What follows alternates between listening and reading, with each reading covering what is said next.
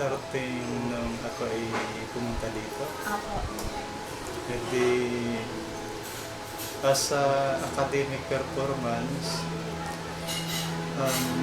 napataas natin yung NAT from 69.23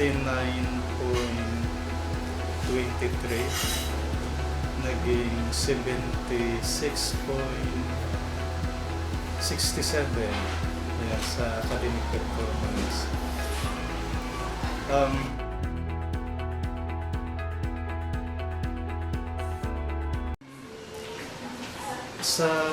Sa contest, di ba?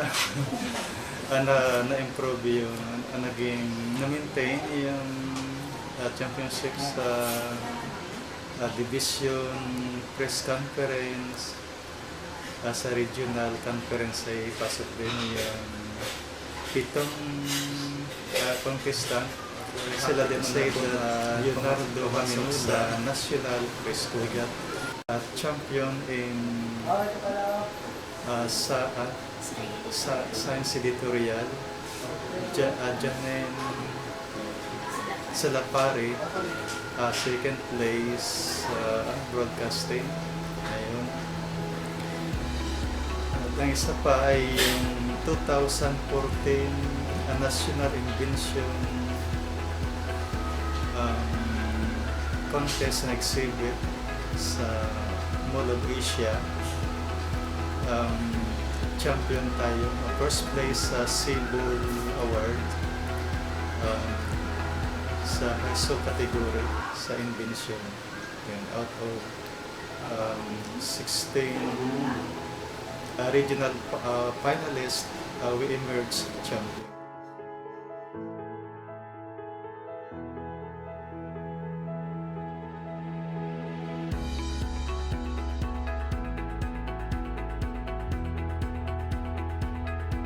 With respect to physical facilities, ngayon, na-improve natin itong LRC. May installed tiles.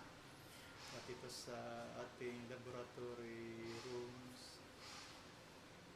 may dalawang LCD 50 inches TV monitor para ma-improve natin yung teaching learning process. At during PTA conference meeting, yung participation ng parents ay increased. And during School Foundation Day, sabi ng mga kasama ko ditong teachers at guidance counselor,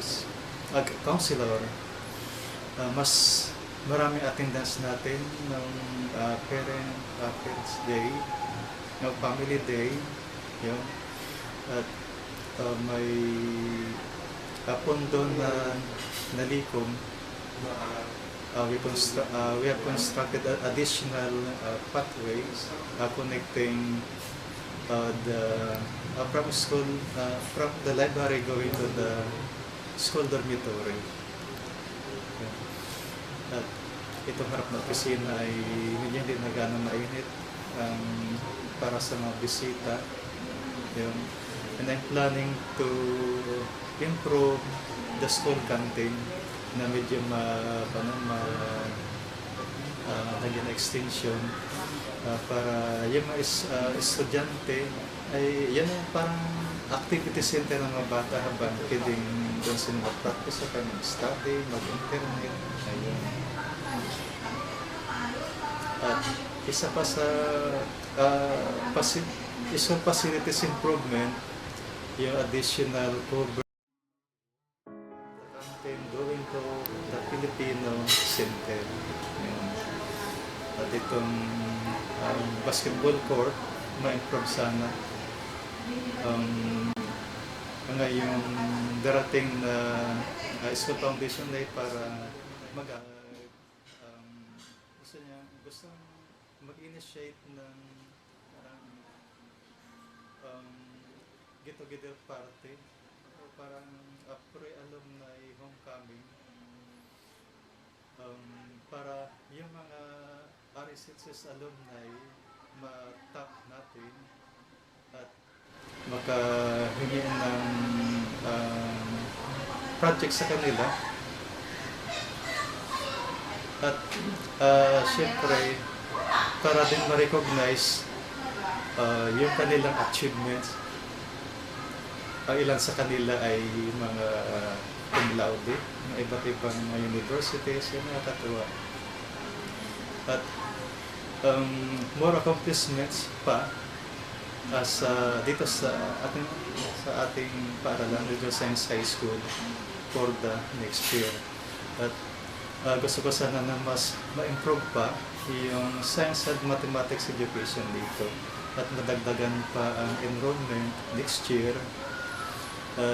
At siyempre, ma-improve pa itong school facilities, additional buildings, at saka kung pwedeng sana ay magkaroon tayo ng gymnasium para sa activities, forthcoming activities ng school. At tayo ay kabilang din sa mag-implement ng senior high school. Kayo ang last doon sa big curriculum na kagraduate, hindi kayo aabutin ng senior high school. Senior high school with specialization, STEM specialization, science, science and technology, engineering, and mathematics.